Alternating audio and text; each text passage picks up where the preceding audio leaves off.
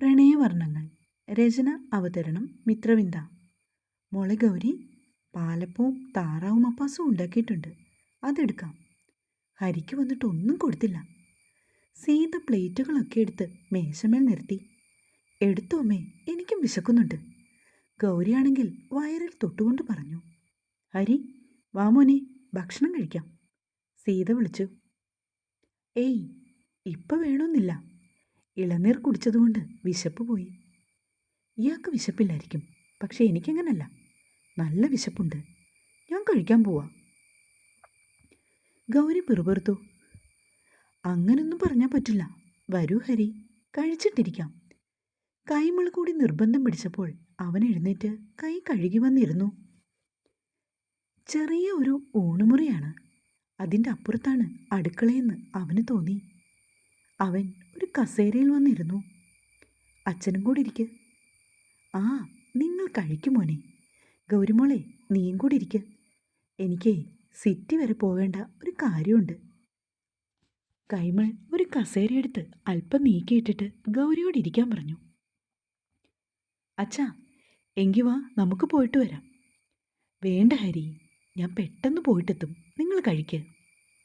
ഹരി അപ്പവും താറാവും കൂടി എടുത്ത് കഴിക്കാൻ തുടങ്ങി. അമ്മേ, നന്നായിട്ടുണ്ട് കേട്ടോ, എനിക്കിഷ്ടമായി ഭക്ഷണം. അവൻ സീതയെ നോക്കി പറഞ്ഞുകൊണ്ട് ആസ്വദിച്ചിരുന്ന് കഴിച്ചു. സീത അപ്പോഴേക്കും കുറച്ച് കറി കൂടെ അവനിട്ട് കൊടുത്തു. മതി മതി അമ്മേ, വയറ് പൊട്ടിപ്പോകും. ഗൗരിയാണെങ്കിൽ ഇതൊന്നും തന്നെ ബാധിക്കുന്ന കാര്യമേ അല്ല എന്ന മട്ടിലിരുന്ന് കഴിക്കുന്നുണ്ട്. നന്ദുവിനെ കണ്ട് ഇന്ന് കാലത്തെ നീ എപ്പോൾ വരുമെന്ന് ചോദിച്ചു. അവളുടെ അടുത്ത് പോകണം, എന്നെ വിളിച്ചിരുന്നു.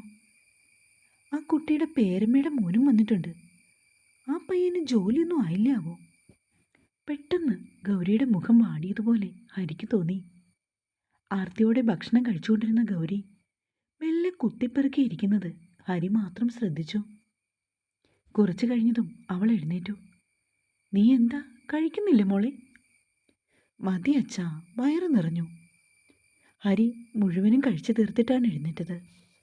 അമ്മ എന്തിനാ ഇപ്പം തന്നെ ആ ചെക്കൻ്റെ കാര്യം അവളോട് പറഞ്ഞത്? അവൾക്ക് വിഷമമായി കാണും. ലക്ഷ്മിയുടെ അടക്കം പറച്ചിൽ വാഷ് ബേസിൻ്റെ അരികിൽ നിന്ന് ഹരിയും കേട്ടു. ഓ, ഒന്ന് കല്യാണം ആലോചിച്ചെന്നല്ലേ ഉള്ളൂ, അതിനെന്താ? സീത മക്കളോട് തിരിച്ചു പറഞ്ഞു. അവൻ്റെ മനസ്സിൽ കൂടി പല വിചാരങ്ങൾ കടന്നുപോയി. ഗൗരി തൻ്റെ മുറിയിലേക്കാണ് കയറിപ്പോയത്. 4 ദിവസം ആയുള്ളൂവെങ്കിലും ഒരുപാട് കാലം കൂടി വന്നതുപോലെയുള്ള ഒരു പ്രതീതിയായിരുന്നു അവൾക്കപ്പോൾ തോന്നിയത്.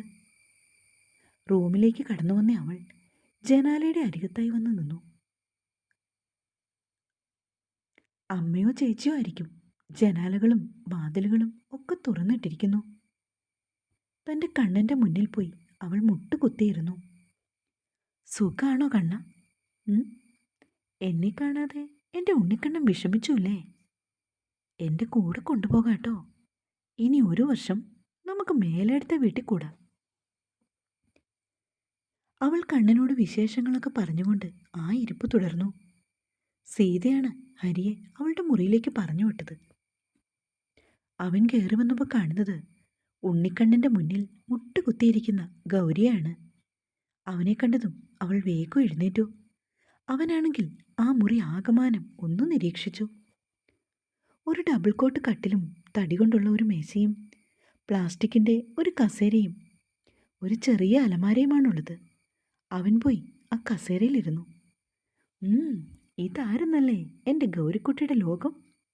നല്ല റൂമാണ്, അടുക്കും ചിട്ടയുമൊക്കെ ആവോളം ഉണ്ടല്ലോ. ഗൗരി ഒന്നും മിണ്ടാതെ നിൽക്കുകയാണ്.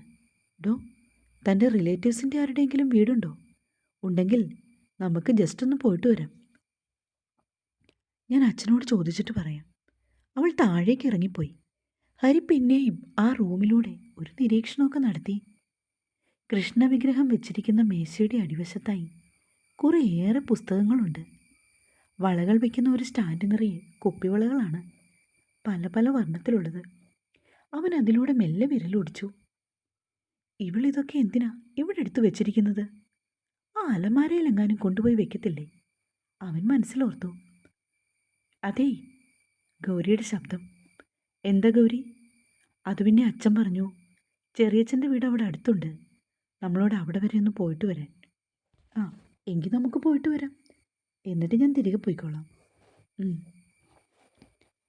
ചെമ്പരത്തിച്ചെടി കൊണ്ട് വേലികൾ അതിര് തീർത്ത ആ വീടിൻ്റെ വശത്തുകൂടി ഹരി ഓരോന്ന് നോക്കി നടന്നു. മഞ്ഞളും ഇഞ്ചിയും ഒക്കെ കണ്ടം വെട്ടി കൃഷി ചെയ്തിരിക്കുന്നു. തൊടിയിൽ നിറയെ വാഴയും കപ്പയും മറ്റു വിളകളുമുണ്ട്. പച്ചക്കറികൾ കൃഷി ചെയ്തിരിക്കുന്നത് കുറച്ചു മാറിയാണെന്ന് അച്ഛൻ അവനോട് പറഞ്ഞു. കശുമാങ്ങ മരങ്ങൾ ഇടവിട്ടിടവിട്ട് നിൽപ്പുണ്ട്. സൂര്യൻ അസ്തമിക്കാറായി വരുന്നു. അവന് ആ അന്തരീക്ഷമൊക്കെ ഒരുപാട് ഇഷ്ടമായി. എല്ലാം നോക്കിക്കണ്ട് നിന്നപ്പോൾ ഗൗരിയുടെ കുപ്പിവള കിലുങ്ങുന്ന പോലെയുള്ള ചിരി കേട്ടു. ലക്ഷ്മിയും അമ്മയുമായി അവൾ മുറ്റത്തേക്ക് ഇറങ്ങി വന്നു. കയ്യിൽ ഒരു കവറുണ്ട്. ഇതെന്താ ഗൗരി? അവൻ അവളുടെ കയ്യിലിരുന്ന കവർ നോക്കി ചോദിച്ചു. അത് മോനെ, കുറച്ച് പലഹാരമൊക്കെയാ. ഇവിടെ നിങ്ങൾ മേടിച്ചുകൊണ്ട് വന്നത് ഒരുപാടുണ്ട്, ഇനിയും വെറുതെ പൈസ കളയണ്ട, സീത അവനോട് പറഞ്ഞു. അവൻ ഗൗരിയോട് അതകത്ത് വെച്ചിട്ട് വരാൻ പറഞ്ഞു. അവൾ അമ്മയെയും ഹരിയെയും നോക്കി. ഗൗരി, അത് കൊണ്ടുപോയി വെക്ക്, അവിടേക്കുള്ളത് പോകും വഴി മേടിക്കാം, അവൻ പറഞ്ഞു. ഗൗരി മനസ്സില്ലാ മനസ്സോടെ ആ പലഹാരപ്പൊതിയുമായിട്ട് അകത്തേക്ക് പോയി. അമ്മേ, അതൊക്കെ ഇവിടെ ഇരിക്കട്ടെ, ഞാൻ ഇവിടേക്ക് കൊണ്ടുവന്നതല്ലേ, അത് പങ്കുവയ്ക്കൊന്നും വേണ്ട. അതല്ല മോനെ, ഒരുപാടുണ്ടല്ലോ അത്. അതിനിപ്പോൾ എന്താ, ഞങ്ങൾ ആദ്യമായിട്ട് വന്നതല്ലേ ഇവിടെ, ഇരിക്കട്ടമ്മേ. ഹരി ചിരിച്ചു. അച്ഛനെവിടെ? അച്ഛനാ സിറ്റി വരെ പോയി, ഇപ്പോൾ എത്തും. കുഞ്ഞുവാവ് ഉറങ്ങിയല്ലേ? അവൻ ലക്ഷ്മിയോട് ചോദിച്ചു. പൂച്ചയൂർക്കാ, ഇപ്പം തന്നെ ഉണരും, ലക്ഷ്മി ചിരിച്ചുകൊണ്ട് പറഞ്ഞു. എങ്കിൽ ഞങ്ങളിപ്പോൾ പോയിട്ട് വരാം. ഗൗരി വരുന്നത് കണ്ട് അവൻ കാറിലേക്ക് കയറി. അവൾ പറഞ്ഞു കൊടുത്ത വഴിയിലൂടെ അവൻ മെല്ലെ വണ്ടി ഓടിച്ചു പോയി. ഇടയ്ക്ക് ഒരു ബേക്കറിയിൽ നിന്നും അവിടേക്ക് എന്തൊക്കെയോ വാങ്ങിക്കൂട്ടി. ഈ ചെറിയച്ഛനെന്താ ജോലി? ഗൗരിയോട് അവൻ ചോദിച്ചു. അല്ല, ഇത്രയും ദിവസമായിട്ടും ആരെക്കുറിച്ചും താൻ പറഞ്ഞിട്ടില്ല. വർഷങ്ങളായുള്ള പ്രണയമല്ലേ നമ്മളുടേത്. തൻ്റെ ചെറിയച്ഛനെ സംശയമൊന്നും തോന്നാതിരിക്കാനാ. ചെറിയച്ഛൻ തഹസീൽദാരാണ്, ചെറിയമ്മ വീട്ടമ്മ, 2 മക്കൾ, ദേവികയും തീർത്തയും. ദേവ് +1, തീർത്തക്കുട്ടൻ 8th. അവിടെ മുത്തശ്ശിയും മുത്തച്ഛനും ഉണ്ട്, അച്ഛൻ്റെ അച്ഛനും അമ്മയും.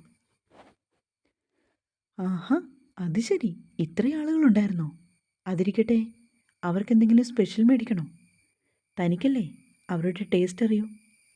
അവളൊന്നും മിണ്ടാതെ മുഖം കുനിച്ചിരുന്നു. ഗൗരി, എന്തെങ്കിലും ഉണ്ടെങ്കിൽ പറയണം, അല്ലാതെ. മുത്തശ്ശിക്ക് പപ്പടബോളിയാണ് ഇഷ്ടം, മുത്തശ്ശന് പൂവമ്പഴവും. ഇതൊക്കെ നേരത്തെ പറയണ്ടേ? അവൻ വണ്ടി വീണ്ടും റിവേഴ്സ് എടുത്തു. ആ കുട്ടികൾക്ക് എന്തെങ്കിലും പ്രത്യേകിച്ച് വാങ്ങണോ? വേണ്ട, ഇത് മതി. അവൾ പറഞ്ഞതും കൂടെ മേടിച്ചുകൊണ്ടാണ് അവൻ ചെറിയച്ഛൻ്റെ വീട്ടിലേക്ക് പോയത്. അവിടെ എല്ലാവരും അവരെ കാത്തിരിക്കുകയായിരുന്നു.